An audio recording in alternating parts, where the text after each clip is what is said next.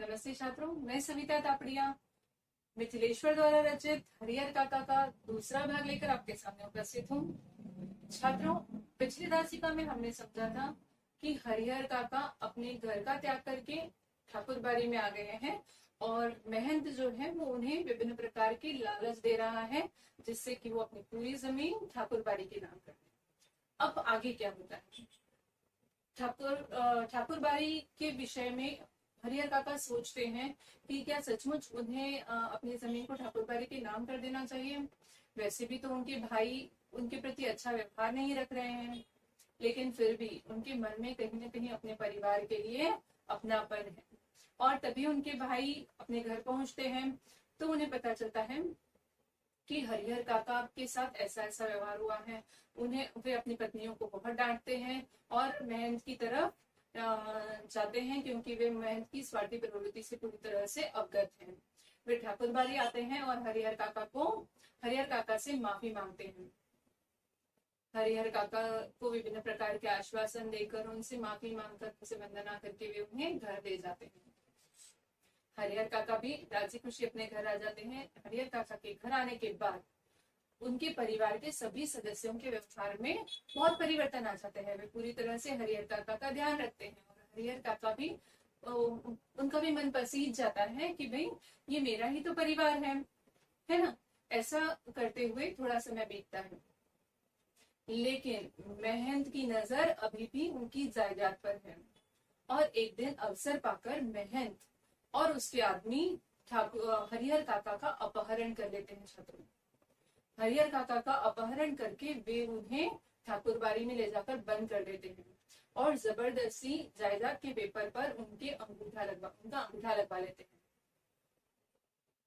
अब ये अंगूठा लगाने के लिए विभिन्न प्रकार से हरिहर काका को प्रताड़ना दी जाती है। उन्हें बांध देते हैं, उन्हें मारा पीटा जाता है और उन्हें बहुत तकलीफ दी जाती है और जबरदस्ती उनसे अंगूठा तो लगवा लिया जाता है। यहाँ हरिहर काका के भाइयों को पता चलता है कि हरिहर काका का अपहरण हो गया है, तो उनका पहला शक महंत पर जाता है और सीधे वे पुलिस के पास जाते हैं और पुलिस को लेकर वे ठाकुरबाड़ी पहुंचते हैं।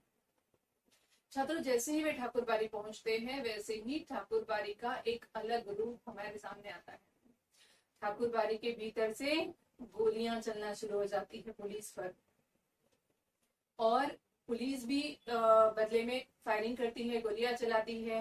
दोनों के बीच काफी मुठभेड़ होती है और फिर जब पुलिस अंदर की तरफ जाती है, ठाकुरबाड़ी में घुसती है, तो वहां पर चारों तरफ सुनसान नजर आता है। क्योंकि हरिहर काका का मुंह बांध दिया गया था, इसलिए हरिहर काका आवाज नहीं कर पाते और पुलिस और उनके भाई पूरी ठाकुरबाड़ी में हरिहर काका को ढूंढते हैं। हरिहर काका कुर्सी से गिरते हैं, जिसकी आवाज से उनके भाइयों को पता चलता है, पुलिस को पता चलता है कि वे किस कमरे में बंद हैं और किसी तरह से उन्हें वहां से छुड़ा लिया जाता है।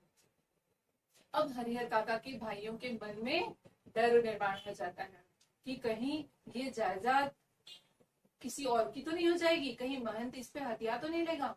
देखिए छात्रों, यहाँ उन्हें अपने भाई की फिक्र नहीं है कि उनके भाई को यदि कुछ हो जाता तो उन्हें फिक्र है कि कहीं महंत ने जिन कागजात पर दस्तखत ले लिए हैं, उनका अंगूठा ले लिया है, उसके जरिए वो जायदाद ठाकुर जी की तो नहीं हो जाएगी, ठाकुरबाड़ी की तो नहीं हो जाएगी। और वे हरिहर काका से कहते हैं कि ये सही समय है जब वे अपनी जायदाद अपने भाइयों के नाम कर दें। हरिहर काका एक दुविधा में फंस जाते हैं। अब हरिहर काका का मन टूट चुका है छात्रों, है ना। किसी के साथ जमीन जायदाद और धन दौलत के लिए इतना बुरा व्यवहार करना, वे पूरी तरह से टूट चुके हैं। थोड़ा बहुत आसरा परिवार का है, लेकिन जब उन्हें यह बात समझ में आती है कि उनका परिवार भी इसी 15 बीघे जमीन के पीछे पड़ा हुआ है, तो उनका मन टूटने लगता है। और एक दिन तो बहुत हद हो जाती है जब उनके भाई उन्हें जबरदस्ती एक कागज पर दस्तखत करने के लिए कहते हैं, जिसके जरिए वो जायदाद उनके भाइयों की हो जाए। और हरिहर काका ऐसा करने से मना कर देते हैं। हरिहर काका कहते हैं कि मेरे जीते जी ये जमीन मेरी रहेगी और जब मैं मर जाऊंगा तो मेरी जमीन किसकी होगी? तुम्हारी ही होने वाली है, तुम मेरे भाई हो, है ना। तो फिर आज तुम क्यों जिद कर रहे हो? क्योंकि उन्हें अपने गांव के एक अनुभव की याद आती है।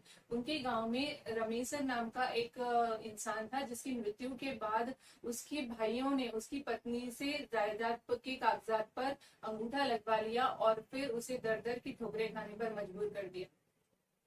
उस एक अनुभव के कारण हरिहर काका उस जमीन जायदाद पर अंगूठा लगाने से मना कर देते हैं और वे कहते हैं कि जब तक मैं जी रहा हूँ, जब तक मैं जिंदा हूँ, ये जमीन जायदाद मेरी ही रहेगी और मेरे मरने के बाद वो तुम्हारी हो जाएगी। इसमें हरिहर काका की क्या गलती थी?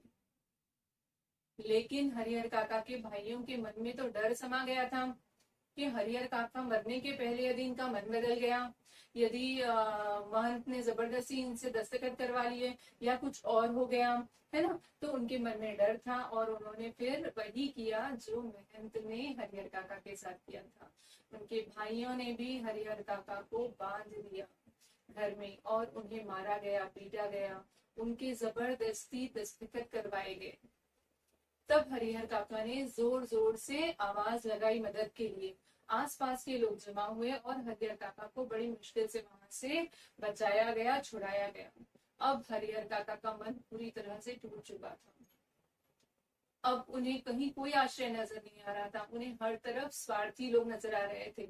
जब उनके भाई, उनके अपने खून वाले उनके न हो सके, वो भी जमीन जायदाद के पीछे पड़े हुए हैं। धर्म के नाम पर धर्म के नाम की रक्षा करने वाला महंत, जो पूरे गांव के लिए प्रेरणा स्थान होना चाहिए था, वो भी जमीन जायदाद के पीछे है। और गांव के लोगों की तो आपसे क्या कहूं, वो तो केवल बातें बनाने में लगे हुए हैं कि अब हरिहर काका का क्या होगा। हरिहर काका महंत को जमीन देंगे, हरिहर काका भाइयों को जमीन देंगे। कोई एक डाकू बताया गया है गांव का, वो आकर जबरदस्ती उनसे दस्तखत करवा लेगा, उनकी जायदाद लूट लेगा। इस तरह की विभिन्न अटकलें गांव में होने लगी और इन सारे आघातों ने हरिहर काका को पूरी तरह से मौन कर दिया। अब हरिहर काका किसी से बात न करते, लेखक से भी नहीं, जिनसे वो अपने मन की हर बात किया करते थे। लेखक कई बार हरिहर काका के पास जाते, उनसे जानने की कोशिश करते, लेकिन हरिहर काका एक प्रश्न का जवाब न देते। अब क्योंकि हरिहर काका की जान पर 2 बार हमले हो चुके थे, उन्हें रक्षा के लिए पुलिस मुहैया कराई गई। अब 4 हवलदार हमेशा उनकी रक्षा करते। हरिहर काका ने एक नौकर रख लिया था, वही खाना बनाता, हरिहर काका को भी खिलाता और वो पुलिस वाले जो थे वो भी उस पर मौज मस्ती उड़ा रहे थे। हरिहर काका की अवस्था बड़ी दयनीय हो गई थी छात्रों।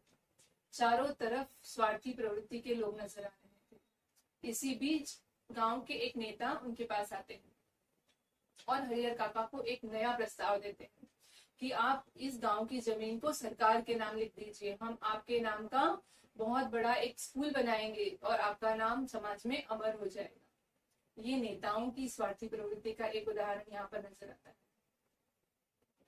ऐसा करते करते हरिहर काका अब पूरी तरह से मौन हो चुके हैं, केवल वे अपना जीवन जी रहे हैं। एक धन और दौलत ने छात्रों किस तरह से एक बड़े परिवार के एक बुजुर्ग को अपनों में ही पराया कर दिया। वो गांव जो उनका अपना था, वो परिवार जो उनका अपना था, उनके 3 भाई, इनके बीच केवल 15 बीघा जमीन ने उन्हें अकेला कर दिया था। अब वहां उनका कोई अपना नहीं था। छात्रों, मानवीय संवेदनाओं को छूती हुई हरिहर काका यह कहानी अनेकों सवाल हमारे दिमाग में छोड़ जाती है। क्या भाइयों का प्यार, परिवार का प्यार कुछ नहीं होता, कोई मायने नहीं रखता? क्या धन दौलत ही सब कुछ है? क्या धन दौलत के कारण ही हम एक दूसरे का कार्य करते हैं, एक दूसरे को अपना मानते हैं? क्या धर्म नाम की कोई चीज समाज में है, या सारे धार्मिक संस्थान ठाकुरबाड़ी की तरह और सारे धर्म के ठेकेदार महंत की तरह हो गए हैं? क्या दान दक्षिणा करना ही धर्म का अगला नाम है, या इससे भी अलग कुछ धर्म होता है? ऐसे विभिन्न प्रकार के सवाल ये पाठ हमारे दिमाग में छोड़ जाता है और हरिहर काका की अवस्था अपनों में पराये जैसी हो जाती है। और यहीं पर इसी प्रश्नों के बीच मिथिलेश्वर इस पाठ का अंत कर देते हैं और अनेकों सवाल हमारे दिमाग में छोड़ देते हैं कि समाज में क्या सचमुच रिश्तों की कोई अहमियत है, या धन ही सबसे ज्यादा महत्वपूर्ण हो गया। आप भी इस विषय में सोचिए।